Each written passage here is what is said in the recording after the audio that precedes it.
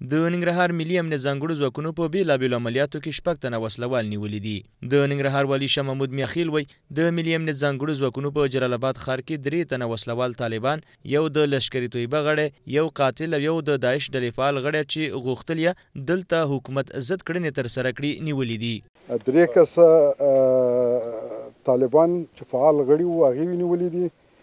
یو تن د لشکري طیبه غړی دی، یو تن د داعش فعال غړی دی او یو تن مقرر قاتل دی. د میاخیل په خبره په نیول شوو کسانو کې یو هغه قاتل هم شامل دی چې په جلال آباد ښار کې په ډیرو قتلونو کې لاس درلوده. مقرر قاتل چې کوم یو دی دا تقریبا په 2 قتلونو کې لاس لري او پرون یې غوښتل چې یو کس زموږ د تجاران هغه قتل کی او په دغه حالت کې مخکې چې یو اقدام وکړي دا نیول شوی دی. د امنیتي ځواکونو له لوري نیول شوو کسانو هم په خپلو جرمونو اعتراف کړی.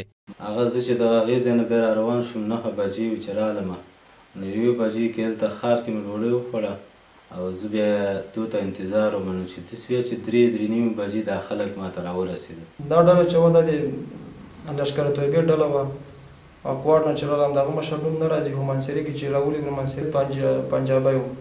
دا نور ځایونو کې د شپې طرف نه مصالح او شپږ کسیز ګروپ سره مکمل کلاشینکوف وي کلاشینکوف نو دا نور کوم ځایونو کې چې موږ ماینونه ایښودل نو چا امنیت نیولی دا ما غوښتل پرون چې زه دغه د منځه یوسم سره د ماشینې موټر راوتی وم امنیت ملي ته په لاس ورغلم. ننګرهار کې دا لومړی ځل نه ده چې د ملي امنیت ځانګړو ځواکونو له لوري حکومت ضد وسلوال نیول کیږي، بلکې له دې وړاندې د حکومت مخالف وسلوال د امنیتي ځواکونو لخوا نیول شوي چې عدلیه او قضایي ارګانونو ته سپارل شوي دي.